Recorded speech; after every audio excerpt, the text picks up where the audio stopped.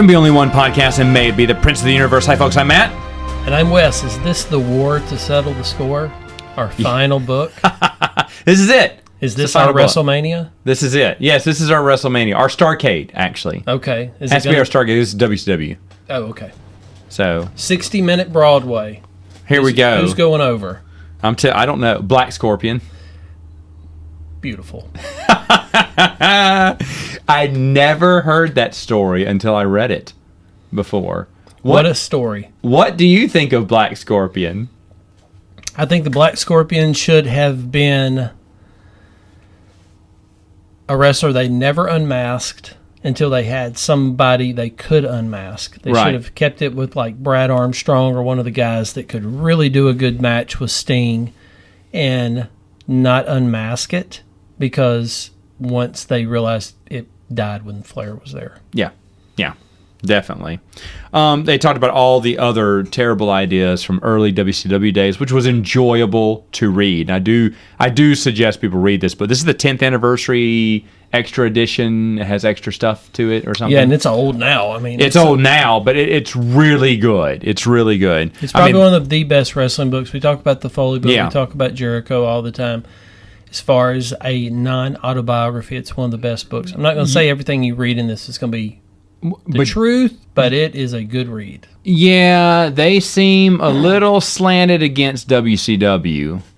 Correct. The people who wrote this. Yep. They don't have much respect for WCW. Correct. And I think they need to give WCW a little bit more respect in a lot of aspects, but they always want to criticize, poke fun, and laugh at the ridiculousness that is WCW.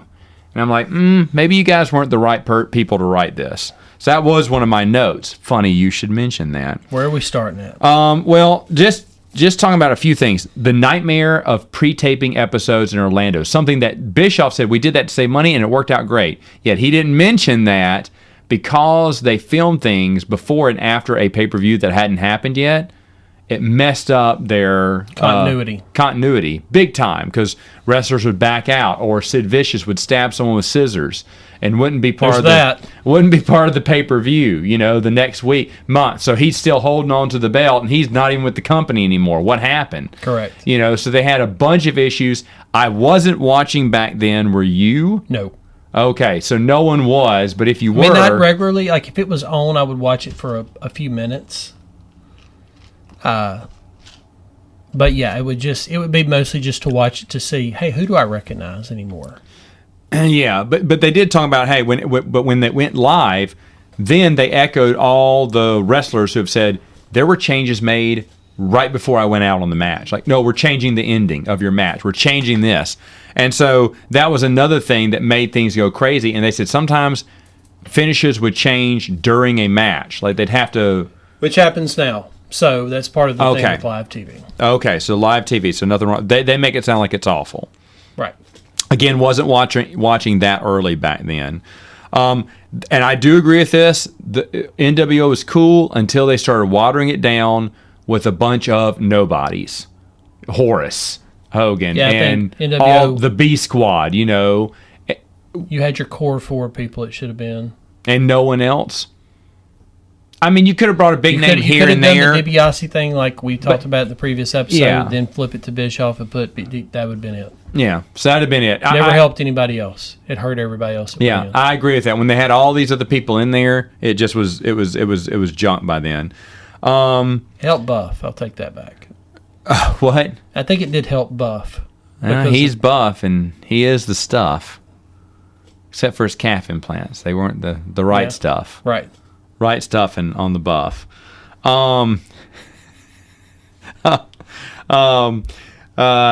They talked about how Hogan left at the right times when he knew that basketball and playoffs were going to hurt the ratings. So he was very manipulative around the TV execs. So see what happens when I'm gone?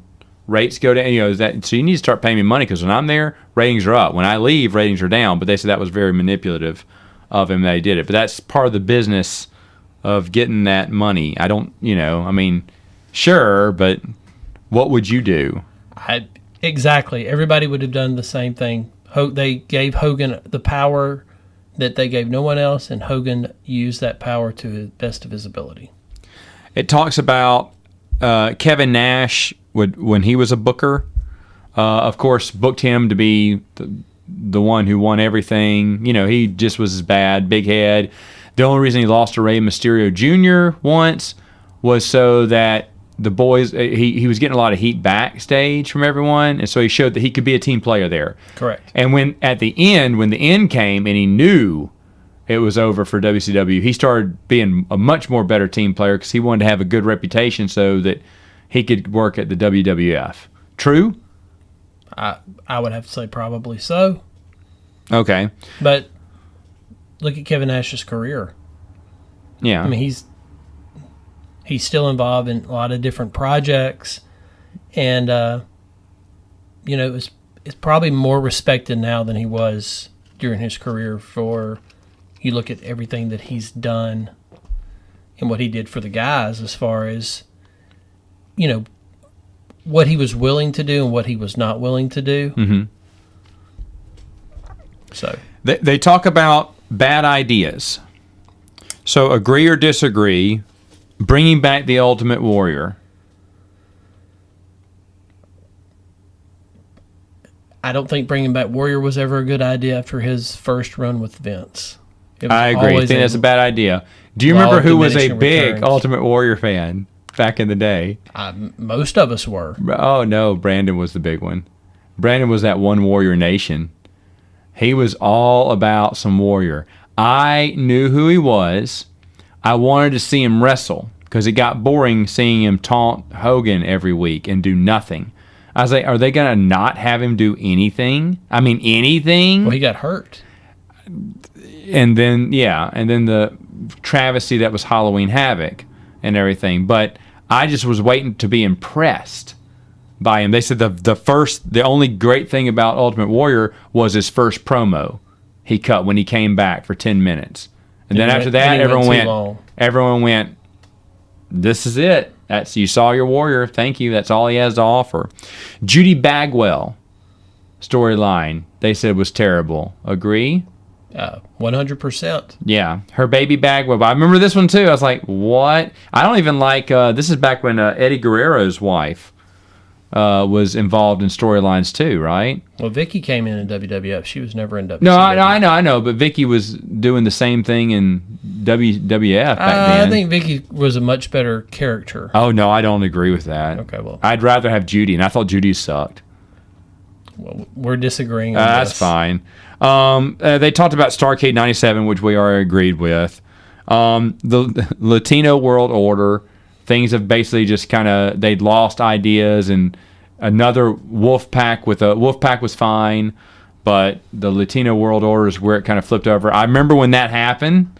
I remember when Eddie Guerrero got on the mic and announced, I was like, so is there no one in the WCW now? Because it seems like everyone's part of a world order now. Right, they could have done that a lot better and let Eddie lead that and called it something. They did it years later. Called it something else? Yeah, like with the Filthy Animals when they tried that with Conan and Mysterio. Yeah, could have I remember done that years before that with Eddie and let Eddie be Eddie, and it would have been a much better return on your investment. Now this one I do not remember. I'm just not thinking of it right now. Goldberg's first loss, they said, was a big mistake. To Nash. Is that a big mistake? He's got to lose sometime. Sometime. How do you get this guy to lose? First off, do you think him losing to Nash was bad? I think, like you're saying, he had to lose to somebody, and he did not need to lose to someone he had already lost to. He needed to lose to someone he had never wrestled before. Yeah. Because it would have made sense for Hogan to come back and beat him. The storyline would have been much better with the finger poke of doom if it would have stayed on track, but everything fell apart. True. Okay, so if they would have kept that story going, you think that would have been better? I think they could have booked the match a lot better. I don't think Scott Hall needed to run in with a shock stick. I think Kevin Nash should have beat him clean. Okay. This next one I agree with: firing Flair and then refusing to bring him back on TV for months. Even when they were traveling through his home state, they refused to bring him back. That wouldn't happen now. I mean, it wouldn't happen now, but back then. I'm saying from a human resources situation, he might listen to any podcast about this or read about it. Bischoff, if that happened now in any of those major companies, somebody would lose their job. Okay. It was handled poorly all the way around. Like I said, if Hogan wanted to do it, Hogan would have been able to do it. Scott Hall would have got off scot-free. Kevin Nash. True. He wanted Depends to drive on who you a are. point to Flair for whatever reason that was. They penalized him on everything. Like Eric Bischoff says he has no respect for him because Flair held out right before pay-per-view to make sure he got his contract. Well, but I think Hogan was the same way. Yeah, exactly. Right. So there's no difference. But why the dislike about Flair? Flair was loved by WCW fans consistently. Well, I think it's a professional rivalry between him and Hogan. As much as he had a role to play in Hogan coming in, So you think Hogan was the reason that he was kept out or treated the way? Okay, got it. If Hogan would have said, "Hey, brother, let him be off. We got this," been nothing to it. I don't remember this, but Sid Vicious, they tried to give him a winning streak like Goldberg. They did. But they said it was just awful because he lost on a Thunder, but then on Nitro they just ignored it and said he still had this unbeaten streak. Everything WCW, what WCW mixed up and had their downfall on a lot of things was when they tried to copycat what they had already done once. Yeah, but Sid Vicious with the why Sid Vicious? Why not? I guess not. Hogan and Flair have a first blood match. Flair gets first blood, but they don't call the match, and it ends up being a pin. Someone has to pin the other person, but it was billed and talked about as a first blood match, and then they both get bloody. There's so many WCW matches like this. This is later on. I didn't even realize any of this. I tried to look up some of this. Some of these matches you can't find, but I was like, wow, that's crazy. They don't like the Poke of Death. We talked about that. Nitro reruns in Mexico were getting tons of viewership. They said it was very popular, but Nitro, or the people in Nitro, refused to give the luchadors there a push. Maybe give them cruiserweight. That's what they were saying. I don't get that. Okay. I think the biggest... Like, why not just keep selling it big? If the numbers are coming in big in Mexico, then cater to the Mexican fans. They did do a good job with the luchadors. The only thing else they could have done is, and I think they even tried it, was to do a separate show. But if you don't have the staff to put a show together, and you're doing all you can with one, you can't make another one. It's just the way it is. Not enough infrastructure. Mm-hmm. Ideas are great, but if you don't have enough people to execute them, they don't mean shit. Yeah. And only when Nitro started tanking in ratings did Hogan take a back seat. But they said that was because he didn't want to be he didn't want to be leading the ship that was sinking. Well, I didn't watch toward the end. Well, so Hogan knows how to pick his spots. Yeah. I mean, he was. But by then, yeah. Yes, I'm sure that had something to do with it, but I'm sure Hogan was like, if this is all you've got for me, brother, I'm going to take 4 weeks off. Yeah. Call me later. Yeah. And this next one I agree with. They had 1 hour before Raw. They started 1 hour before Raw. Correct. And they didn't do anything with that hour. That was the hour they just played around, gave you a bunch of talking, little undercard matches. Only when Raw started going, then they were like, oh, okay, here's a big match now. We're going to get our... But if they would have just started at the beginning, heavy match, then you probably would have stayed tuned. Well, once again, too much TV? Okay. So you think it's just 3 hour show just too much? I think a 3 hour pay-per-view in 2022 is too much TV. For 2 days? For a afternoon. WrestleMania is... I think that wrestling needs to be no more than 2 hours. It's true. 6 hours now, WrestleMania. Yeah, I think. 8 hours? I don't know. Yeah. It goes on all day. 24 hours. Yes, but anyway, I just think that they did not have the infrastructure to grow that business, and this is when they were doing Thunder, and they were asked to do so much more, and they did not have the horses to run with. They just didn't. They talk about overspending on money and celebrities. Master P getting paid $200,000 per performance. Sure. He was on there. Kiss.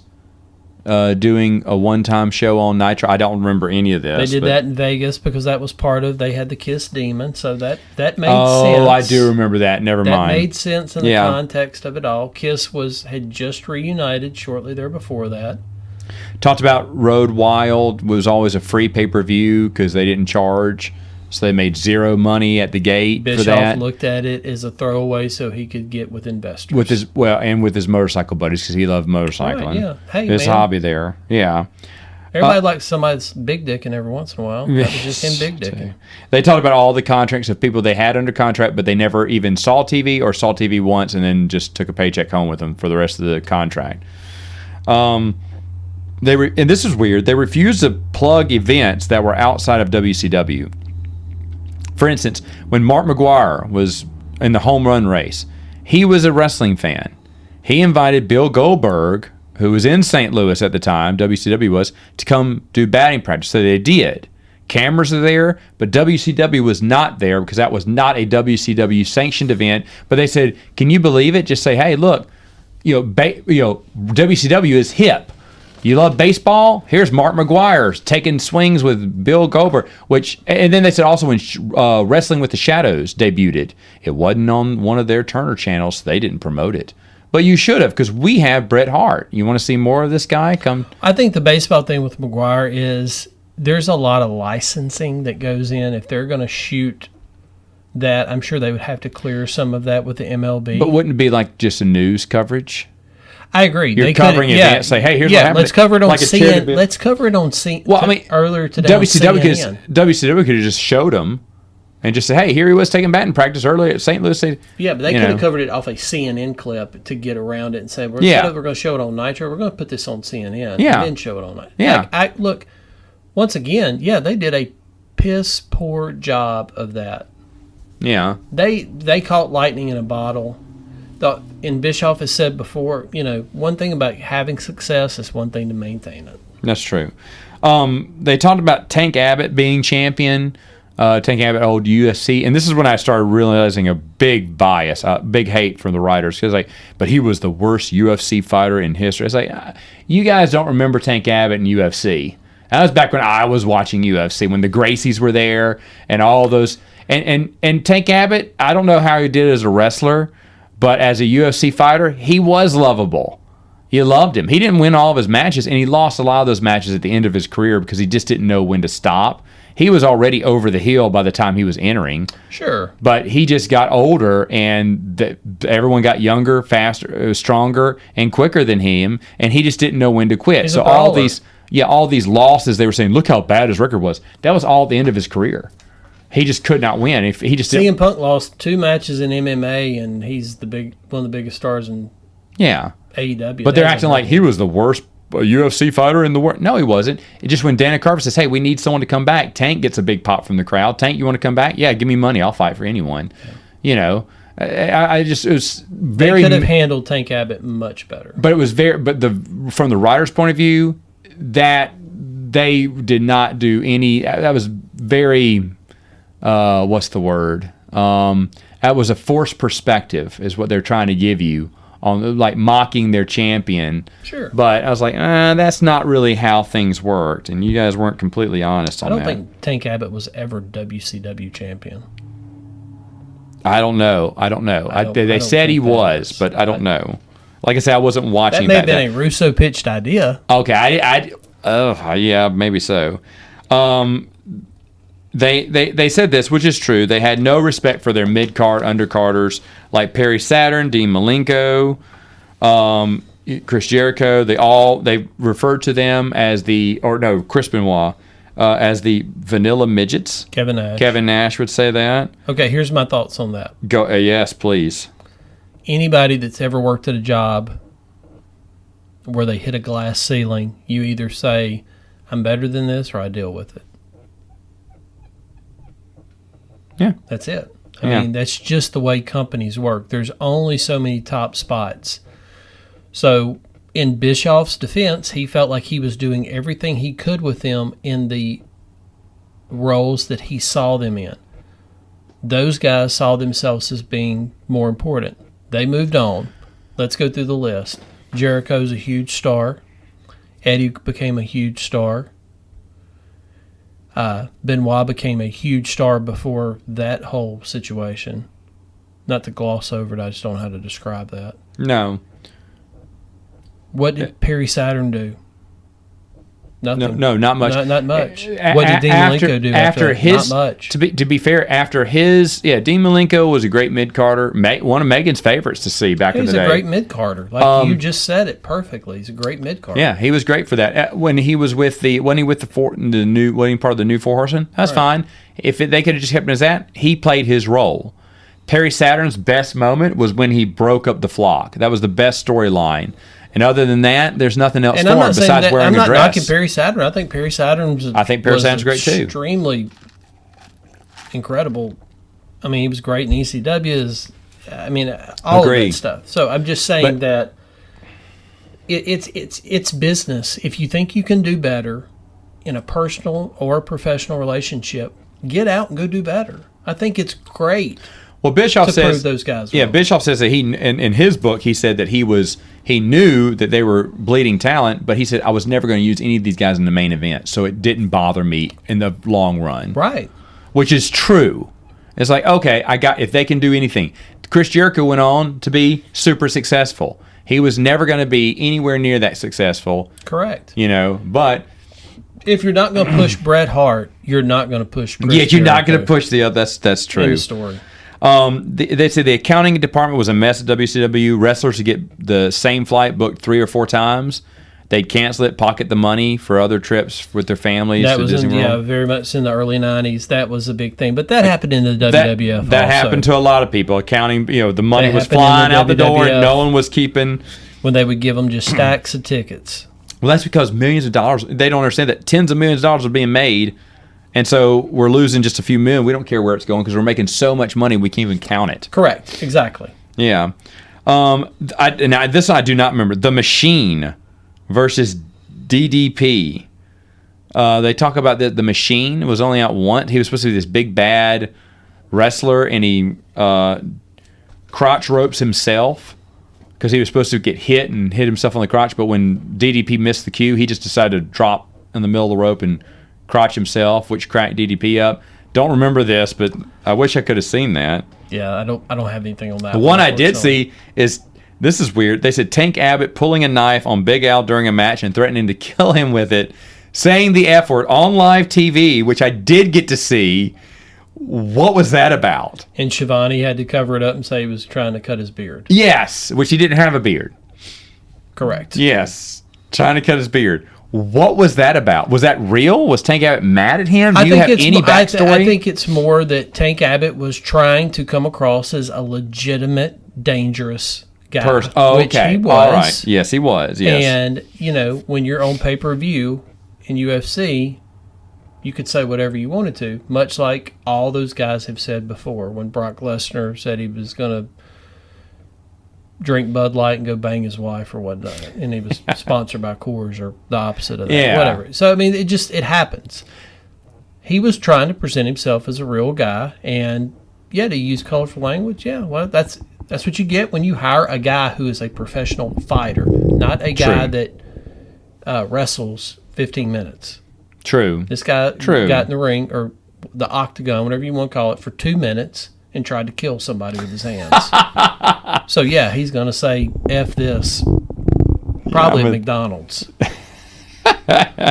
They talked about, again, matches being, called on the spot, confusing even the announcers because they weren't told about the new endings. All these interferences and disqualifications, like everything was an interference, disqualification, and fans got tired of that. But I would, even though the book didn't mention this, I would chalk that up to everyone was so selfish backstage that no one wanted to lose clean to someone else. No one wanted to put anyone else over, and that's what led to, okay, we'll just make it a disqualification, or we'll make it an interference. You're just trying to get through it. And the problem was, when you're a once-a-week TV product, you can't just get through it too many times before you're done. Yeah.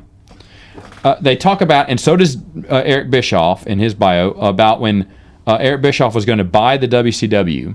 What Eric Bischoff did not state that they did is that Eric Bischoff told everyone that they'd already bought it. It was a done deal. They're just getting everything, but it wasn't signed. And then he ended up not getting it. Is that true? Did he announce it too early? Did he crow too early? They did have a press conference and said they were going to get it, and then Turner pulled the deal because they said, we're going to sell it to you, but we're not going to give you TV. And his backer said, without TV, the deal's dead. Okay. All right. There. Well, no, that's what he said in his book, too, but he didn't mention that he had talked about it early. Well, no, they announced it early. Yeah, well, I mean, it was known. Okay. It was known, No, I mean, that's fine. Just a note there. They said the invasion storyline was just wasted. I agree with that. Vince did not want any WCW guy to get the best of his WWE roster, so they were always made to look like fools and second-rate wrestlers. That was a mistake, and I agree with that. I think you should have split it down, swallowed egos, and goes, guys, guess what? We're going to be making mad cash. They didn't have the infrastructure for it in the story. They just couldn't. There's no way to pull that off then. Not in my opinion. Okay. Not unless you have the infrastructure for that. Okay. And what I mean by infrastructure is you got to have the right people that can stand up and say, this is what we're doing. If you don't want to do it, they don't. Yeah. You're not going to participate in it. We'll just keep you off TV. No. Because if you're off TV for a year, people are going to start forgetting about you. Yeah, you may make your money, but when you pop up on Impact Wrestling again in a year, people go, man, I hadn't seen him forever. Yeah. He doesn't seem like a big star anymore. You're not as big. No, that's right. Like, oh, what's he been up to? Where are they now? Right. Hell, he's been working out. Yeah. They talk about Goldberg being introduced to Goldust, and that's how they got that was his first intro in the WWE. I did get to see that too. That was, because they're both gold in their name. Clever. But wow, what a terrible way to introduce Goldberg. Doesn't say much for Vince McMahon's genius, does it? No, it doesn't. And they think maybe it was just to embarrass to make him look bad too. Absolutely. But yikes, that's you shooting yourself in the foot because Goldberg, and they said, well, we're not, some of the contracts they didn't pick up, Remember what we said about Eric Bischoff going to Hog Wild so he could be Big Dickin'? That's true. Vince McMahon doing the same been thing. Big Dickin' since 1983. There you go. They also, it's true too because they said, well, we couldn't afford all those contracts. They had to renegotiate with us. No, you could afford it. You had a ton of money back then. And the company had just went public. Can you imagine what a Goldberg Austin pay-per-view would have brought in? Records. Yeah, records. You have Goldberg lead the totally thrown off the structure of the pay. Yes, I agree. Would it have been good insane. Business? You don't think so? Hard to say. Remember, everyone kept saying stuff like that. We would mock them in our store too. Yeah, of course. Who do you think would win between Goldberg and Austin? Right. I don't know. Who do you think would win between the Mets and the Pistons? Yeah, the Broncos. That's what we say. Yeah. So, do I think there was money to be had? I definitely think if you would have bought and done it the right way. But you said there's just not. I don't think they didn't have the structure for it. Yeah, they don't have the creative for that. No, somebody's got to be willing to lose for somebody to win. Interesting. Like you said about the disqualifications. True. Those guys in WWF had big-ass egos. We already covered Austin's ego. He had a run-in with Bischoff in 95. He had a run-in with Vince in 2001. He was not going to do business with Hogan at any time unless Hogan laid on his back. Yeah. Oh, yeah, that's true, too. That's definitely true. Now, the one they talk about, and this is also discussed in Bischoff's autobiography, is when Bischoff got brought into the WWE. And from Bischoff's point of view, it was brilliant. No one knew he was there until the last minute. Wrestlers didn't know who was in the limo until he was walking up the ramp or walking up to the ramp, and a few wrestlers he ran into were like, their jaw was open, right, or they started laughing. And then he came out to the shock of everyone and hugged Vince McMahon and said, they just held that hug out. He went, oh, we're getting so, enjoy the heat, Vince. He's like, yeah, here we are together again. And the WCW book goes, that was awful because what they should have done is brought Eric Bischoff in to be the foil for Vince McMahon instead of the two evil people joining hands. And I agree with that. I think they brought Bischoff in too late.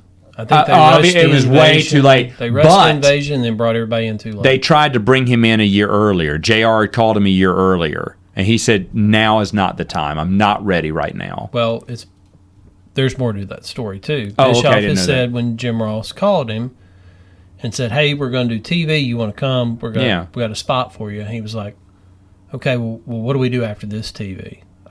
We'll figure that out. Oh, okay. So that's why he turned. Okay. He may have mentioned that in the autobiography then. He didn't want to go on, which I don't blame him. Yeah. Don't go up there. They're going to throw a pie in my face and that's it? Yeah, they're going to just embarrass me, make me look a fool. Why do that? No, I agree with that then. It's not like he was going up there to get a $15,000 payday so he could pay for a hip replacement like Jake Roberts. I'm just saying, True. Bischoff did the right thing by saying no. There's also, and I don't know what you call this, an afterword or whatever, of them just shooting off like 200 bullet points about all the stupid stuff that went on at TNA. Right. Which is incredible. Yeah, that was one of the best parts of the book. It could have been its own book. Yeah. It should be its own book. But TNA has been around 5 times as long as WCW was, basically. It's going on almost 20 years. It's time for a book. But overall, The Rise and Fall of WCW is an excellent book. And I'm glad I saved one of the best for last there. There's been a lot of these books have been good. So, but that's a good one. That's definitely worth your time to read. I don't know if there's a newer edition. Well, there's another WCW book that's out that's pretty good. I haven't read it yet. I've read parts of it, and it takes it adds more. Oh, okay. It has a different look as far as the inner workings of the merger of AOL and how damaging that was to the wrestling business. Oh, okay. See, now that's a different take that they didn't speak on. Correct. And I think that's a very fresh take. And for the wrestling fans, we're in our 40s now, we looked at the downfall of WCW much differently in our 20s than we do now. I can see things a lot broader. Right. Based off my work history and seeing how the politics of anywhere you work can impact the direction of a company. Yeah, of course. Yeah. No, that's true. Yeah. That's true. Anyway, though, great book. Great work. Definitely worth your time. Did we make it 60 minutes? Is anybody going over tonight? I hope not. Okay, great. So right in. Yeah, we're right in the time here. Maybe Goldberg would just come spear our ass. All right, folks. We'll see you next time on Princes of the Universe.